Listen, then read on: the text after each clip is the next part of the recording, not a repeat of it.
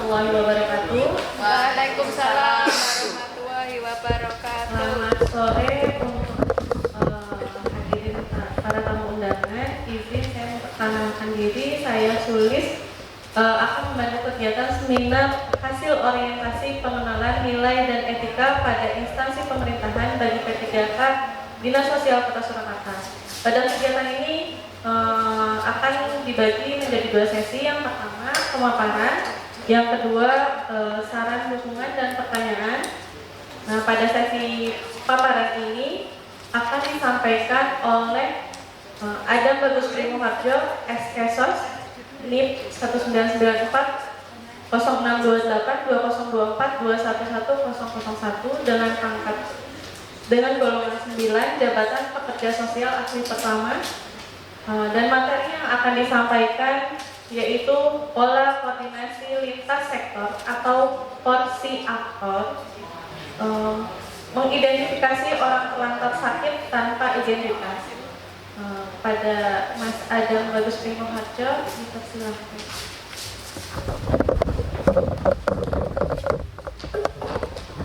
Terima kasih Mbak Sulis waktunya. Yang saya hormati Bapak Sekretaris Dinas, Bapak Margono, Ibu Kepala Bidang Rehabilitasi Sosial sekaligus mentor saya selama orientasi ini, Ibu Hernawati, juga Ibu Super di Rehabilitasi Sosial, Ibu Ria, dan analis SDM di Dinas Sosial, Ibu Hani. Izin perkenalkan, nama saya Adam Bagus Primoharjo, peserta orientasi P3K Pemerintah Kota Surakarta tahun 2025. Izinkan saya untuk melaporkan hasil orientasi pengenalan nilai dan etika pada instansi pemerintah bagi P3K di Dinas Sosial Pemerintah Kota Surakarta. Mungkin di sini belum saya tulis ya Pak, Bu. Judulnya nanti kita spill di belakang biar penasaran. Jadi kita apa yang saya dapatkan selama orientasi dulu. Gitu. Nah, kalau dari latar belakang, kenapa sih P3K itu harus mengikuti orientasi? Apalagi sudah 1 tahun berjalan gitu. Misalkan angkatan 2024, kenapa orientasinya itu baru di 2025 gitu? Kalau dari peraturan Lembaga Administrasi Negara nomor 15 tahun 2020 tentang pengembangan kompetensi pegawai pemerintah dan perjanjian kerja yang disingkat menjadi P3K, disebutkan bahwa setiap P3K memiliki kesempatan yang sama untuk mengikuti pengembangan kompetensi sesuai dengan perencanaan pengembangan kompetensi pada instansi pemerintah dan atau hasil penilaian kerja P3K yang bersangkutan. Jadi bisa dibilang orientasi ini merupakan salah satu hak, tadi mungkin sudah disinggung oleh rekan-rekan sebelumnya. Jadi orientasi ini merupakan hak bagi para P3K untuk dapat mengembangkan kompetensi. Apalagi sekarang kan undang-undang ASN terbaru, ASN harus memenuhi jam pelatihan terkait dengan pengembangan kompetensi. Jadi ini momen yang tepat menurut saya bagi para P3K untuk dapat mengembangkan potensinya gitu. Khususnya terkait nilai dan etika pemerintah Kota Surakarta. Nah, ini maksud dan tujuan. Yang pertama, maksud dari orientasi P3K ini adalah pengenalan fungsi dan tugas ASN di lingkungan pemerintah Kota Surakarta. Yang kedua, pengenalan nilai dan etika pada instansi pemerintah Kota Surakarta. Tujuannya yang pertama, memahami fungsi dan tugas ASN di lingkungan pemerintah Kota Surakarta. Yang kedua, memahami nilai dan etika pada instansi pemerintah Kota Surakarta. Yang ketiga, dalam mengimplementasikan fungsi dan tugas ASN serta nilai dan etika pada instansi pemerintah Kota Surakarta. Yang keempat, mengembangkan kompetensi dengan berdasarkan pada fungsi dan tugas ASN serta nilai dan etika pada instansi pemerintah Kota Surakarta. Ini tujuan dan maksud dari diadakan orientasi ini bagi P3K. Nah, untuk waktunya sendiri, kita para P3K di angkatan ini melaksanakan orientasi sudah 1 bulan lamanya, kurang lebih 1 bulan dari tanggal 21 Mei sampai 26 Juni sudah berbagai proses sudah kita lewati. Kita sudah mengikuti e-learning di Soloasis, itu sudah kita mengikuti evaluasi, kita sudah mempelajari video-video tentang tata kelola pemerintah Kota Surakarta yang ada di Soloasis. Nah, untuk tempatnya sendiri, pelaksanaan orientasi P3K dilaksanakan di bidang rehabilitasi sosial Kota Surakarta. Nah, ini nilai dan etika pemerintah Kota Surakarta. Sebagai sebuah kota, tentunya Kota Surakarta memiliki visi.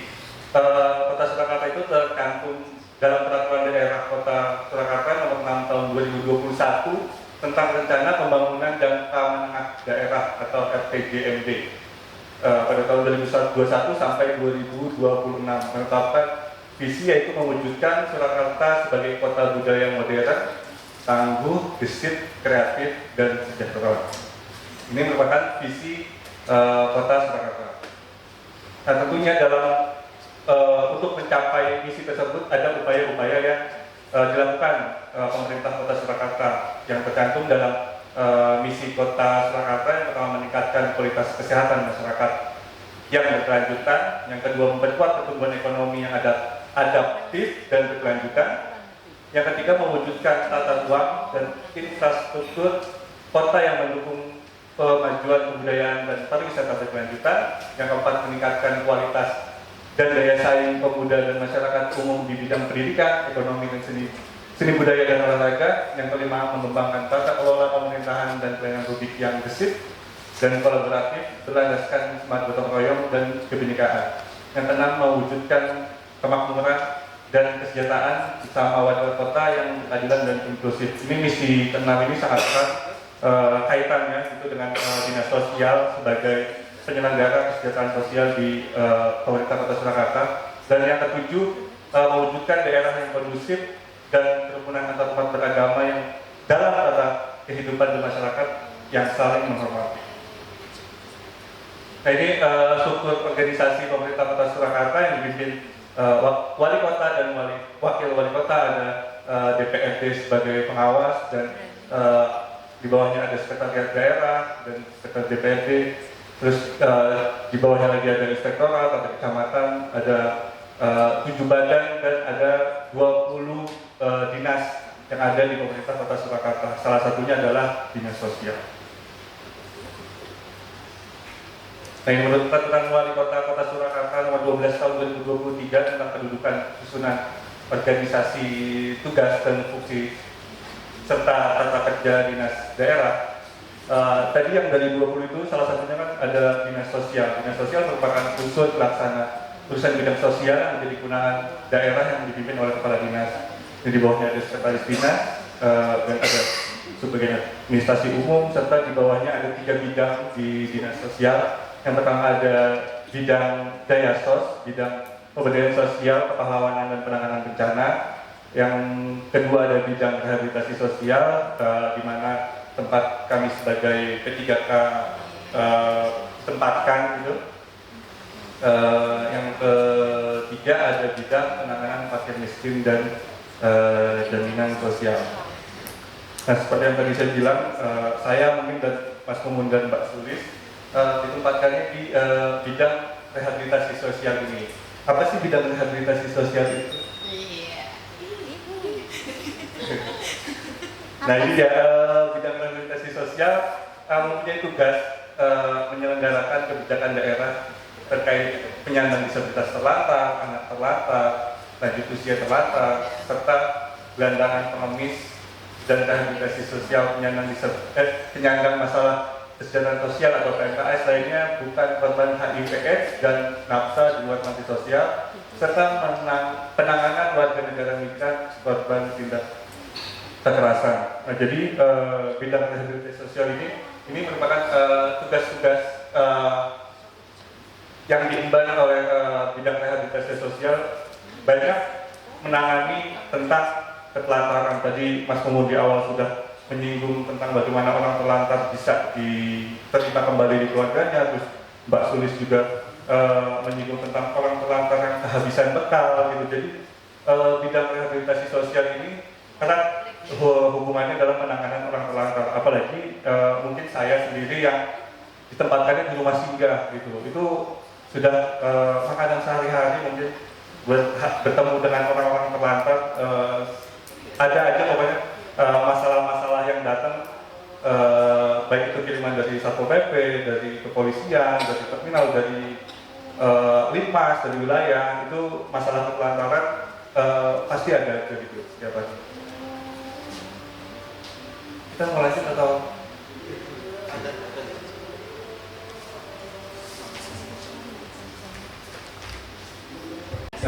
Izin kita lanjut, balik lagi tadi di bidang rehabilitasi sosial bisa dibilang sangat erat hubungannya dengan ketelantaran. Nah, itu pun menjadi tanggung jawab sebagai pekerja sosial dalam menangani ketelantaran ini dalam peraturan Menteri Pan-RB nomor 1 tahun 2024 tentang jabatan fungsional di bidang penyelenggaraan kesejahteraan sosial. Tugas jabatan pekerja sosial di sana tercantum ada 3. Yang pertama, melaksanakan praktik pekerjaan sosial dalam pelayanan pekerjaan sosial. Yang kedua, manajemen organisasi pelayanan kemanusiaan. Dan yang ketiga, penyusunan dan advokasi kebijakan penyelenggaraan kesejahteraan sosial. Nah, ini dia yang gagasan yang saya angkat tentang pola koordinasi lintas sektor, atau saya singkat sebagai porsi aktor dalam mengidentifikasi orang terlantar sakit tanpa identitas. Karena selama 1 tahun saya di bidang rehabilitasi sosial, apalagi di rumah singgah, banyak menangani orang terlantar sakit tanpa identitas gitu. Walaupun tanpa identitas, tetap kan ini tanggung jawab kita juga sebagai dinas sosial menangani ketelantaran, dan apalagi orang terlantar sakit ini membutuhkan penanganan yang cepat dan tepat gitu, karena kan ini kan menyangkut nyawa seseorang juga, menyangkut kesehatan orang gitu. Ini perlu kita tangani walaupun tidak didapati identitas pada orang terlantar tersebut. Nah, ini dia isunya yang saya angkat adalah situasi darurat. Orang terlantar sakit itu di jalan memang bisa dikatakan situasinya darurat. Walaupun tanpa didapati identitas, kita harus tetap merespon masalah itu untuk menangani masalah itu gitu. Terus yang kedua, belum adanya pola koordinasi yang baku dalam mengidentifikasi orang terlantar dengan kondisi sakit tanpa identitas. Karena kadang-kadang yang kita hadapi di lapangan adalah orang tersebut sakit itu nggak bisa kita tanyakan identitasnya seperti apa, atau mungkin kita periksa juga tidak didapatkan identitas. Dan sedangkan dalam penanganan orang terlantar itu, apalagi orang terlantar sakit, kita butuh mengidentifikasi orang terlantar tersebut. Dalam merancang gagasan tentunya saya tidak sendiri dalam rangka saya mencoba mengkoordinasikan dengan mentor saya terkait permasalahan yang dihadapi dalam penanganan orang terlantar sakit, karena sudah 1 tahun ini sudah lumayan cukup banyak yang ditangani. Permasalahan itu pun saya angkat menjadi sebuah gagasan. Itu terus kemudian saya usulkan idenya, dan alhamdulillahnya disetujui sebagai ide dan gagasan. Nah, ini dia sebenarnya sebelumnya itu penanganan orang sakit terlantar itu kan sudah berjalan, tapi memang polanya ini belum terbentuk gitu, dan mungkin belum banyak diketahui oleh petugas-petugas yang ada di baik itu di rumah singgah maupun di bidang rehabilitasi sosial. Nah, ini pola yang coba saya buat dalam mengidentifikasi orang terlantar sakit tanpa identitas. Yang pertama adalah biasanya orang terlantar sakit itu ditemukan oleh warga, atau di wilayah itu ada warga yang melihat ada orang terlantar sakit kemudian mengadukan. Nah, maka ada aduan orang terlantar sakit. Biasanya mereka mengadukan kepada linmas wilayah tersebut gitu. Dan Binmas wilayah tersebut pun akan mengkoordinasikan dengan baik itu dengan Satpol PP maupun Dinas Sosial untuk melakukan evakuasi atau pertolongan terhadap orang terlantar sakit tersebut. Nah, setelah mendapat aduan, orang terlantar sakit tersebut akan dievakuasi, baik itu dengan ambulans maupun dengan Satpol PP. Ini nanti akan kita bagi dua, sakitnya itu ada sakit fisik dan juga sakit kejiwaan. Karena kan sakit bukan cuma fisik, tapi juga ada sakit kejiwaan. Nah, kalau misalnya biasanya itu sakit fisik itu kita bekerja sama, mungkin di sini ada Bu Dia sebagai inovator siaga rescue, gitu. Itu bisa menjadi yang kita koordinasikan juga dalam pola koordinasi ini untuk mengevakuasi orang sakit fisik kalau itu ya, orang sakit fisik karena kan siaga rescue itu isinya adalah relawan-relawan ambulans gitu. Itu juga bisa kita manfaatkan untuk kita koordinasikan dalam penanganan orang sakit fisik. Sedangkan jika orang sakit jiwa, maka yang dapat mengevakuasi biasanya adalah Satpol PP. Satpol PP dengan wewenangnya bisa mengevakuasi dan membawanya ke rumah sakit jiwa. Nah, di sini bisa kita lihat bahwa peran Dinsos itu sebenarnya sangat sentral, makanya posisinya itu ada di tengah gitu.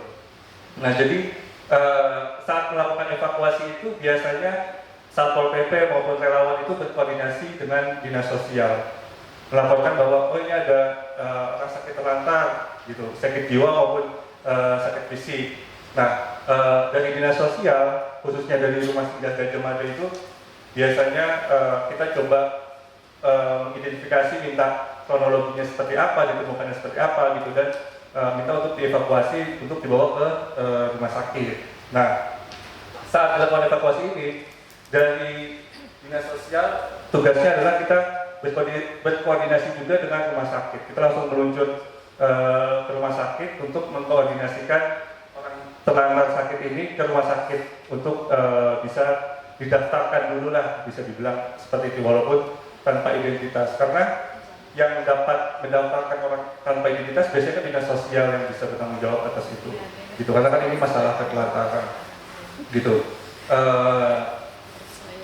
Nanti setelah itu kita koordinasikan dengan pihak rumah sakit dan kita pastikan bahwa orang terlantar sakit ini mendapatkan penanganan dulu. Jadi nggak perlu menanyakan identitasnya apa gitu, terus juga ini namanya siapa. Karena di rumah sakit itu bisa kita beri nama Mr. X gitu. Itu diterima di rumah sakit Mr. X. Terus biasanya kita tambahi tempatnya di mana. Misalnya Mr. X Penumping, Mr. X siapa gitu, itu buat menandakan kita ini orang sakit terlantar ini kita evakuasinya di mana, untuk kemudian kita juga nanti untuk penelusurannya gitu. Nah, kita pastikan orang terlantar sakit itu mendapatkan penanganan di IGD. Terus juga kita koordinasikan dengan bagian Keswamas, kita melapor bahwa ada orang sakit terlantar tanpa identitas yang kita rujuk ke rumah sakit tersebut gitu. Nah, tentunya kita nggak serta-merta menyerahkan begitu saja pasien yang kita evakuasi. Kita kan tetap butuh mengidentifikasi orang terlantar sakit tersebut gitu. Nah, oleh karena itu kita membuat permohonan pemeriksaan biometrik ke pihak Dispenduk Capil. Jadi ada surat permohonan yang nantinya akan kita kirim ke Dispenduk Capil untuk melakukan pemeriksaan biometrik orang sakit terlantar tersebut gitu. Nantinya petugas Dispenduk Capil akan jemput bola ke rumah sakit, baik itu RSUD maupun RSGD, didampingi dengan dari Dinas Sosial untuk melakukan pemeriksaan biometrik gitu. Nah, pelaksanaan pemeriksaan biometrik ini kemungkinan ada dua. Yang pertama, jika hasilnya ditemukan, data kependudukannya ditemukan, nah itu bisa jadi acuan kita juga untuk melakukan koordinasi dengan wilayah untuk penelusuran keluarga. Nah, apabila tidak ditemukan, nah ini yang akan kita lakukan asesmen gitu. asesmen ini kita lakukan berulang-ulang untuk mendapatkan konsistensi dari jawaban orang terlantar sakit tersebut gitu. Nah, hasil asesmen ini nantinya akan kita jadikan acuan untuk melakukan penelusuran keluarga. Dan saat melakukan penelusuran keluarga juga kita tetap melakukan koordinasi. Jadi ini adalah alur koordinasi, semuanya membutuhkan koordinasi, dan di akhir untuk melakukan penelusuran keluarga kita melakukan koordinasi dengan wilayah. Jika itu warga Kota Surakarta, kita koordinasi dengan kelurahan untuk nantinya minta dibantu untuk ditelusuri keluarganya di wilayah tersebut. Dan jika hasil biometriknya ditemukan ini bukan warga Surakarta, warga daerah lain, kita berkoordinasi dengan dinas sosial daerah tersebut untuk melakukan penelusuran orang terlantar sakit tersebut. Nah, ini sebisa mungkin kita lakukan selama orang terlantar sakit tersebut berada di rumah sakit, syukur-syukur bisa ketemu keluarganya sebelum dia selesai menjalani perawatan. Gitu. Nah, mungkin kalau tadi cuma bagan gitu, terus juga cuma kotak-kotak. Nah, ini gambar real yang telah kita lakukan dari awal kita merujuk bersama. Ini pendampingan rujukan dari dengan wilayah, koordinasi dari wilayah ke dinas sosial, terus juga untuk mengidentifikasi kita melakukan cek biometrik untuk mengidentifikasi identitas orang terlantar sakit tersebut. Nah, ini coba kalau tidak ditemukan kita coba lakukan asesmen gitu. Jadi ada informasi yang bisa kita gali untuk kita melakukan penelusuran keluarga. Nah, ini kegiatan penelusuran keluarga yang sudah pernah kita lakukan. Kita meminta bantuan dari wilayah, tentunya dari kelurahan. Nantinya kelurahan akan menugaskan kasitemasnya atau menugaskan linmasnya untuk mendampingi dari dinas sosial untuk melakukan penelusuran keluarga. Dan pada fase penelusuran keluarga ini tentunya kita juga memastikan benarkah ini keluarganya gitu. Itu juga bagian dari identifikasi kita, terus riwayatnya seperti apa gitu. Ini berguna untuk kita dalam mengidentifikasi orang sakit terlantar. Nah, ini rencana kerja menengah dari gagasan yang saya buat pada tahun pertama, ya berarti tahun kemarin itu saya menemukan permasalahan-permasalahan tersebut. Maka di tahun kedua ini saya mencoba untuk menyusun pola koordinasi itu. Harapannya dengan adanya pola koordinasi itu, semua pihak, semua petugas yang menangani orang sakit terlantar itu paham polanya gitu. Jadi kalau tadi Bu Harmi bilang malam-malam Bu Herna ditelepon gitu, walaupun sebenarnya kan diangkat ya Bu, tapi alangkah baiknya jika petugas-petugas yang bertugas ini gitu paham pola koordinasinya gitu. Jadi nggak perlulah sampai kita malam-malam hari libur gitu sampai menelpon atasan gitu. Kalau bisa kita paham polanya, pasti kita bisa menangani itu gitu. Apalagi di rumah singgah itu sendiri kan shift, jadi nggak selalu ada peksosnya. Jadi kadang cuma ada security, juga ada kebersihan gitu, yang kalau ada aduan seperti itu biasanya bingung mungkin gitu. Apalagi kan situasi darurat menyangkut nyawa seseorang sakit atau ODGJ mengamuk di wilayah gitu, itu mungkin bingung mereka-mereka yang mungkin security, kebersihan. Dengan mereka paham gitu pola-pola ini, mungkin akan bisa ditangani dengan segera. Nah, makanya di tahun ketiga saya nanti coba mensosialisasikan kepada pihak-pihak yang terlibat nantinya, baik itu di dalam dinas sosial itu sendiri maupun di luar sektor-sektor yang menangani orang sakit terlantar.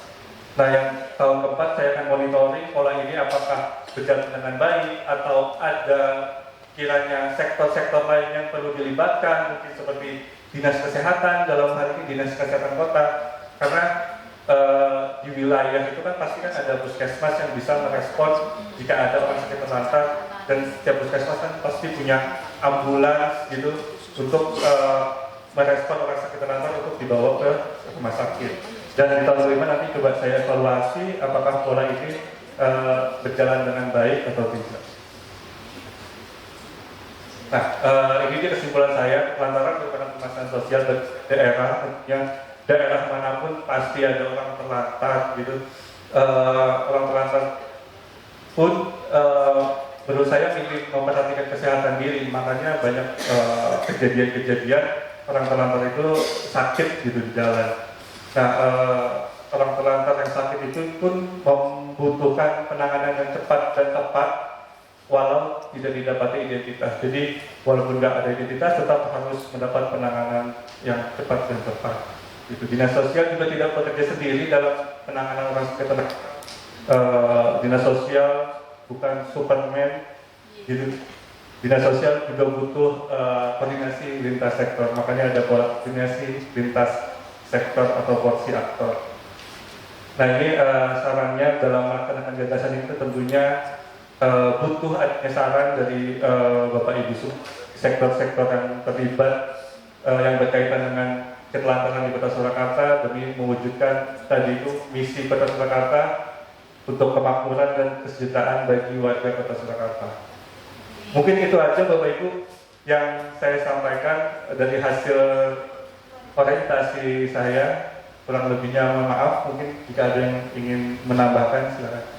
Saya perlu saya tanyakan untuk tahun 2024 kemarin yang sudah berjalan itu ada berapa yang sudah ditangani oleh panjenengan yang terlantar sakit ini? Kalau terlantar sakit mungkin belum saya filter lagi gitu Pak. Tapi memang cukup banyak yang kalau tahun kemarin itu di data rumah singgah itu yang terlayani sampai ada 300-an. 300. Ya, itu seluruhnya kalau bukan cuma yang sakit ya Pak. Karena kan kita belum melakukan filterisasi lagi untuk ini kondisinya sakit gitu. Tapi memang cukup banyak sampai segitu Pak. Di rumah sakit kan yang ditangani ada berapa? Mungkin dalam minggu kemarin itu mungkin ada 100-an ada. Banyak yang Dalam setahun itu. Ada 100-an ya Mas? Banyak. Dengan porsi aktor ini ya Mas ya, dengan pola koordinasi sektor ini sudah bagus Mas. Jadi kalau bisa nanti ditingkatkan kembali ya Mas, apalagi panjenengan nanti ini kan ketika ada razia bersama Satpol PP, ini terutama bagi mereka yang terlantar itu kan kita kan tidak tahu kesehatan mereka. Padahal tadi yang awal sudah dijelaskan bahwa non yang narkoba sama EPS kan, tapi kan kita tidak tahu ya Mas ya. Kita tahu, saran saya hati-hati. Tetap kalau memang itu ketika ada temuan meragukan, lebih baik pakai APD yang memadai. Itu saja mungkin harus disampaikan. Terima kasih. Tadi sudah bagus ya ada beberapa lintas sektor gitu. Nah, kira-kira Mas setelah dilaksanakan, apa sih kendala yang dialami gitu selama porsi aktor ini berlangsung gitu? Itu sih, terima kasih. Sama-sama Mbak. Nah sebelum adanya porsi aktor, mungkin yang itu tadi Mbak, kendala-kendalanya adalah jangankan kita dinas sosial, kadang-kadang mereka yang di lapangan kayak Satpol PP itu pun bingung ini kalau orang sakit itu dibawa kemana gitu, terus nggak bawa identitas tuh harus apa bisa ditangani di rumah sakit gitu. Ada kebingungan itu, apalagi kan yang sempat saya singgung tadi, kondisi sakit di jalan itu kan darurat emergensi gitu, sedangkan butuh penanganan yang cepat dan tepat.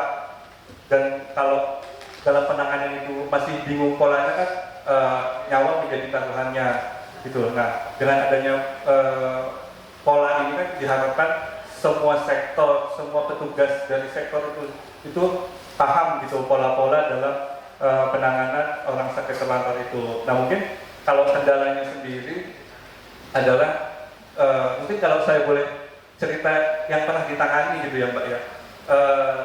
Kalau kita sudah biometrik terus hasilnya nggak ketemu, Terus di asesmen ini banyak terjadi pada orang dengan gangguan jiwa ODGJ. Di asesmen juga jawabannya lantur gitu, ditanya nama jawabnya BRI, pernah waktu itu tanya nama jawab BRI, kan kita bingung ya. Akhirnya setelah mendapatkan penanganan dari medis itu kita coba asesmen berulang-ulang, kita tes konsistensi dari jawabannya, dan akhirnya kita dapatkan identitas dari orang tersebut, namanya siapa, asalnya siapa. Jadi waktu itu pernah ada, kalau nggak salah pengemudi becak waktu itu terjaring penertiban Satpol PP, dan kita tanya nggak nyambung, terus di biometrik pun nggak tembus. Akhirnya kita masukkan ke RSJ, mendapat penanganan, mendapat obat, mungkin bisa lebih tenang, bisa mengingat-ingat lagi tentang tempat tinggalnya, namanya, dan setelah keluar dari RSJ itu memang terbukti bisa disebutkan namanya dan asalnya dari mana. Akhirnya kan kita koordinasikan dengan dinas sosial terkait. Kebetulan waktu itu bukan warga Solo, jadi kita tetap koordinasikan dengan dinas sosial terkait, dan betul ketemu orang keluarganya, ketemu dan memang orang asli situ, dan akhirnya waktu itu dijemput oleh keluarganya dan dibawa pulang sama beca-becanya juga waktu itu gitu, dipulangkan. Itu kan maksudnya suatu kepuasan tersendiri lah, bisa kita bilang ketika orang tidak bawa identitas, ditanya tidak nyambung, terus sampai bisa ketemu keluarganya, terus sampai bisa kembali ke keluarganya, kan itu kepuasan tersendiri bagi kita yang bisa membantu gitu. Mungkin itu kalau kendalanya. Ya, ada pertanyaan apa saran? Terima kasih atas waktunya. Mau bertanya, mengapa dinas sosial tidak terkait langsung dalam evakuasi orang telantar sakit, Mas? Ya. Terima kasih. Kepada rumah sakit, baik itu rumah sakit umum daerah Muardi maupun di rumah sakit Arif Zainuddin. Jadi kita jika tidak ditemukan identitas, itu kita memohon untuk pembebasan biaya. Jadi baik itu kadang juga rumah sakit itu mendapatkan pasien secara langsung, dia datang sendiri tapi tidak membawa identitas, tetap ditangani rumah sakit, hasilnya tetap akan dikoordinasikan kepada dinas sosial nanti untuk pemulangan dan lain sebagainya. Jadi ya memang kita kalau ditanya berapa sih anggaran untuk pengobatan, jelas kita tidak punya. Kita hanya anggaran kalau dia sakit kecil-kecil, jadi sakit batuk, sakit pilek atau apa di rumah singgah itu ada. Tapi untuk biaya untuk rumah sakit itu tidak punya. Jadi kita hanya mengandalkan dukungan dari para pihak, dan maka dari itu tadi sudah disinggung di tiga P3K kita bahwa koordinasi kita itu yang nomor satu. Jadi yang memang tugasnya koordinasi dan konsultasi, tugas utamanya, fungsinya kita yang utama ya. Jadi produk, kalau ditanya produknya apa, ya jelas kita tidak punya ya, tapi kita berupaya untuk mendukung semua pelayanan yang ada di Kota Surakarta. Terima kasih, itu mungkin dari saya. Terima kasih Bu Hermain. Ada penanda tangan cerita acara.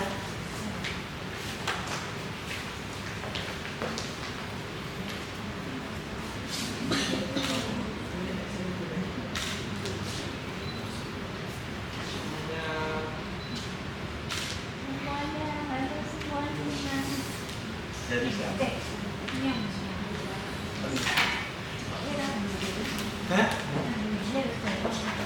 Malak Pak. Tak kira formal Pak. 1, 2, 3. Ngam ngam ngam ngam. 1, 2.